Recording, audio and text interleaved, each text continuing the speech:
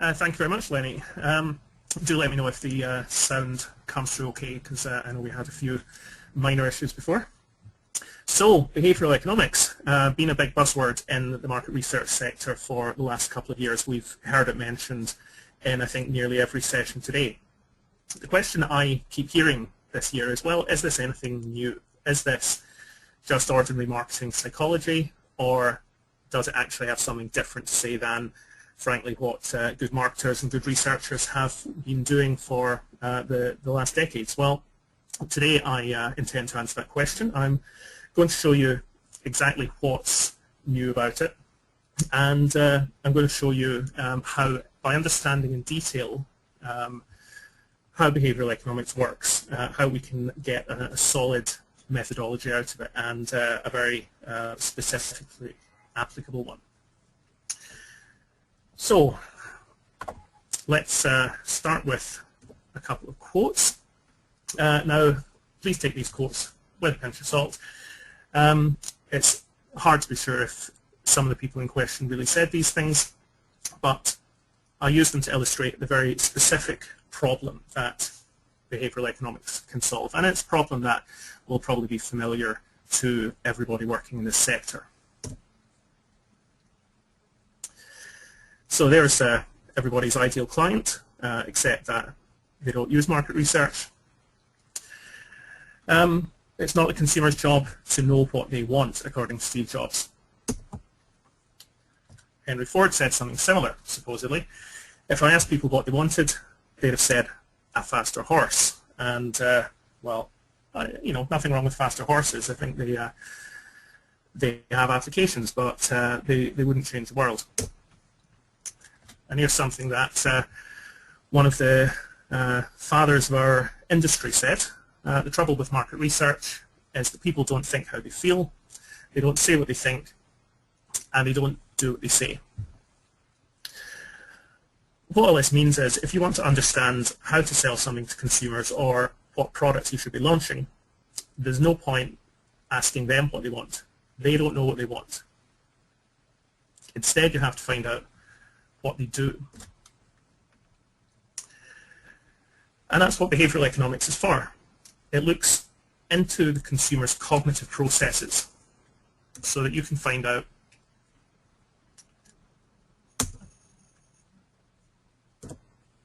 how people behave, how they behave when they buy stuff, which is why it's economics,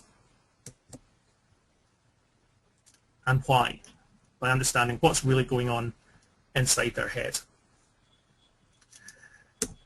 Now, the tricky thing about how people behave is they're a bit weird. Let me show you a couple of examples of that. Now, you've probably seen some of these. These are the, you know, the party trick aspect of behavioural economics. And if you've read any of the books, the Predictably Irrational or Nudge, then you'll have seen things like that. But the point of these tricks is that they actually allow us to look inside the mind and understand how people are really thinking when they buy something. So here's the first one. If you were to go into your local grocery store and they sell 2 bottles of wine, one at £5, one at £9, translate it into your local currency if you prefer. Typically, you'd find that people are more likely to buy the lower priced product. Maybe 70% will buy the £5 bottle and 30% will buy the £9 bottle. So for 100 bottles sold, you'll have a revenue in this case of about £620. The easiest way for this store to increase its wine revenue and profitability for that matter is this. Stick a £15 bottle on the shelf next to the other two. Now, hardly anyone's going to buy that bottle in itself. It's probably too expensive for the store. It's people will wonder whether they're getting a good deal. However, what this will do is it will hugely shift people's behavior between other two products.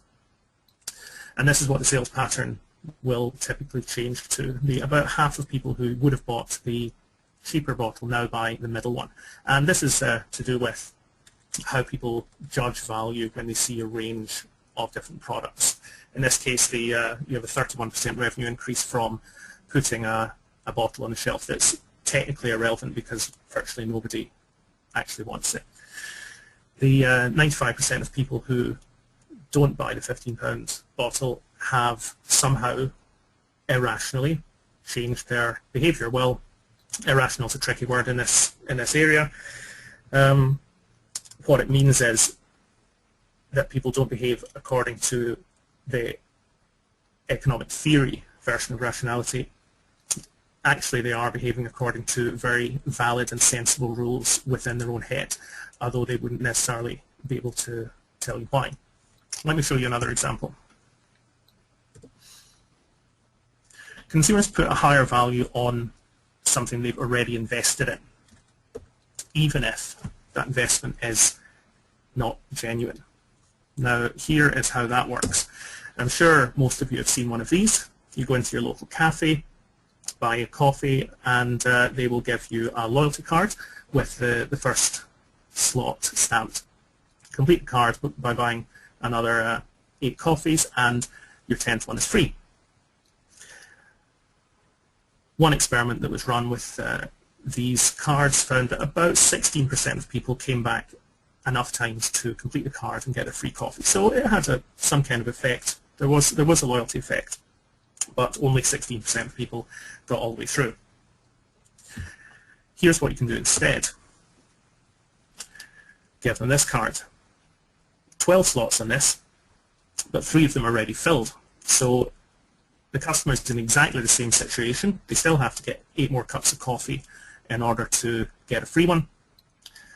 But think of the difference in how that feels. It's a quarter full already. You're well on the way towards your free coffee. And when this was tested, around 30% of people completed the card. A much, much stronger effect. And it's simply because people feel like they've got something invested in that already and it's worth more. So simply by buying a slightly bigger card and using 3 stamps worth of ink instead of 1, you have doubled the loyalty of your consumers. And this says something again about how people see value and how their behavior is affected. Finally, something that I'm sure you'll all have seen in one variation or another. Imagine that this sofa, which as uncomfortable as it looks, I might pay £1,599 for that. If instead I get to pay for it monthly, I'll pay on average about £85 a month over 3 years. Total price paid, double, almost double the original price of the sofa. And this is about deferring the pain that we feel from making a purchase and allowing us to feel that we're only shelling out a little amount each month, and that has a lower impact on our emotions, frankly. So these are cute examples of the sort of tricks that you can play on people with behavioural economics. There are dozens more. Lots of them are useful in their own right. You're welcome to use those last 3 in your own pricing or your own marketing. Buy my book if you'd like to find out a whole lot more. Or just look up list of cognitive biases on Wikipedia. There's 120 of them there. But behavioural economics goes deeper than just a set of tricks. There are patterns across these phenomena. And if we look at all of the 120 different psychological biases that have been found, we can start to see patterns emerging from those. There are about 4 main principles that govern all of human cognition. One is approximation and pattern recognition. One is limited attention. We can only focus on a couple of things at a time. One is short-sightedness, which means we focus on what's near to us or what's happening now and not what's far or in the future. And the translation of basic emotional and physical drives into conscious decisions and how that filters through the brain. These are the main principles. By putting all those together, we can get a very concise picture of how people make purchasing decisions, and that's an immensely powerful thing. Let me show you what that process looks like. We're always on the lookout for wants. Key point about the world, it's utterly overwhelming. There's somewhere between a few hundred and a few thousand pieces of information entering your brain right now, depending on where you are, what you're looking at, what you're hearing, and what else is going on in your mind, and the signals that your brain is receiving from your body. Within maybe a minute or so, you'll have received something like 20 gigabytes of data every minute of your life. The matrix is nothing compared to what your brain is having to filter all the time. It's impossible for you to genuinely, accurately, logically and step-by-step process all that data and accurately figure out the optimal thing to do, despite the kind of rational models of purchasing and of classical conventional economics.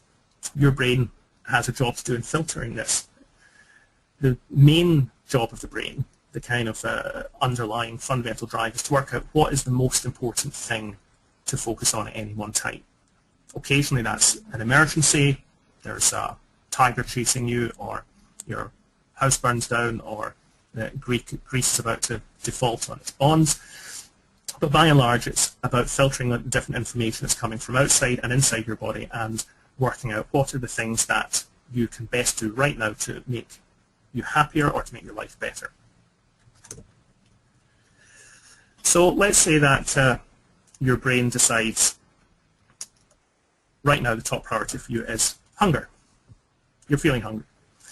Now that could have been anything else. There's probably about 10 different things that could be at any one time. But the brain has filtered out the other things, the distractions of what you are worried about at work, or the fact that you've just fallen in love with someone, and hunger is what's on your mind right now.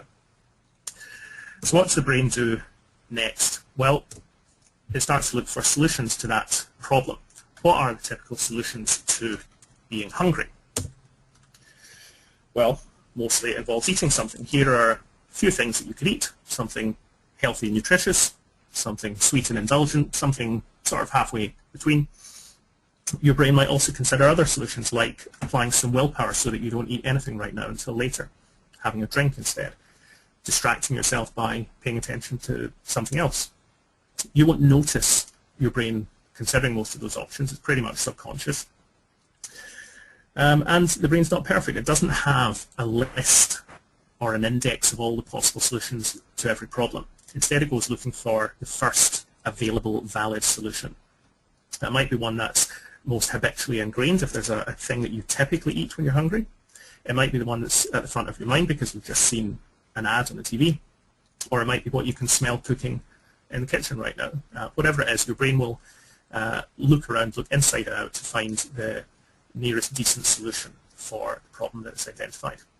Some of those might bring up their own additional associations. So chocolate, your brain might consider and then decide, well, that's going to be unhealthy, I won't feel good after that. So it can, of course, override the solutions that it comes up with. These are not fully instinctive drives. There's an interplay between the conscious and the unconscious, or what John Kieran called the System 1 and System 2 brains this morning. So let's say that you pick something relatively healthy. So we've got our hunger, we've got our broad solution. Only at that point do we start thinking about products and what we're actually going to buy or take off the shelf to fulfill this solution.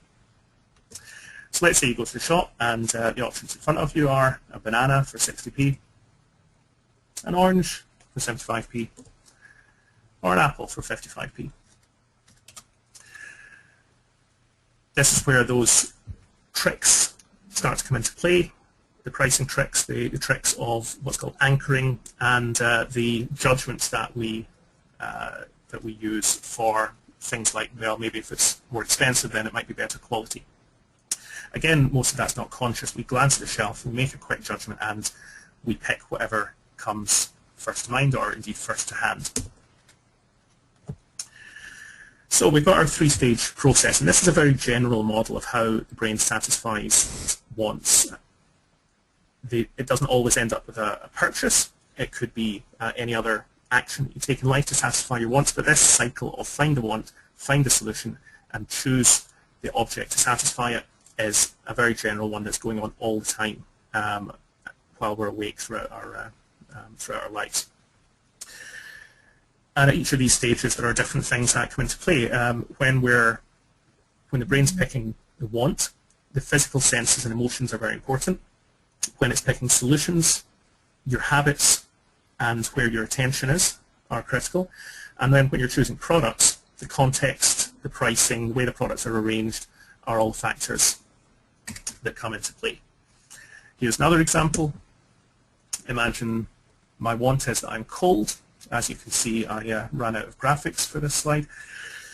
What could I do if I'm cold? Well, I might put on a jumper, I might go and turn on heating, or I might decide that I'm going to go to Florida.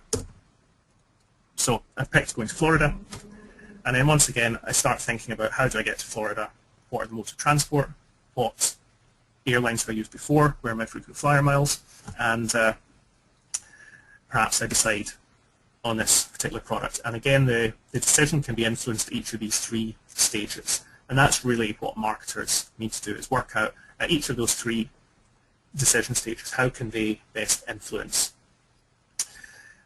the consumer's decision. So, back to our research problem. We can't get people to tell us what they want. But frankly, who cares what people want? It actually doesn't matter if you find out that 85% of people want to put on a jumper when they're cold. You don't sell jumpers, you sell flights to Florida.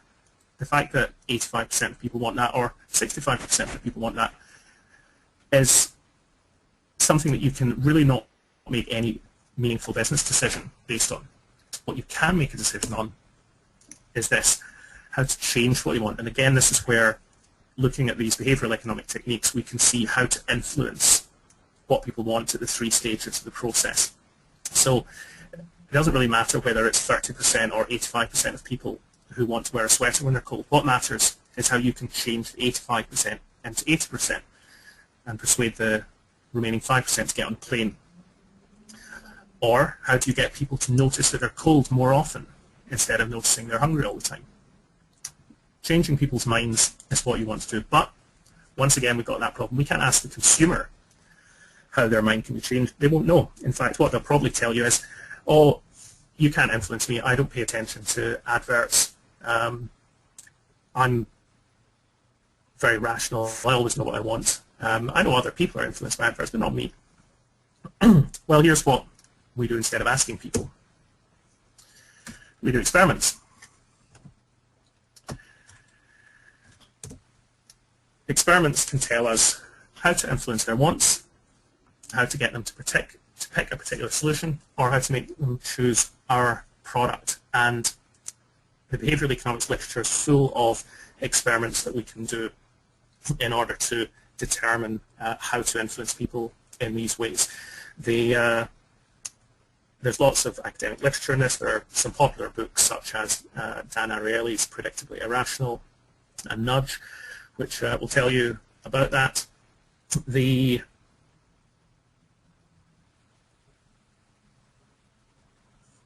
Pardon me. The literature gives you a whole range of different techniques you can use to either influence people or experimental techniques to test what factors will change people's minds most effectively. Now, I think we've always known that testing is an alternative to research. It's always been an option to try new products, to either put them in the store or put them online, sell them to consumers and see what happens. The problem is that testing in real life doesn't let you narrow down the options very much. If I've got a typical product range, there probably are 10 billion ways that I could sell or present those products, repackage them, have different product variations, different price levels, and it's completely impractical to test all of those different options in a real store. We don't have enough consumers in the world, for one thing. But what you can do by splitting the process into these 3 stages is that you really, really narrow down the options and what you have to test. So if you're only testing how to influence what people want, just focus on that, and there's likely to be only a few variables that you need to play with. You'll probably know a number of them from the literature.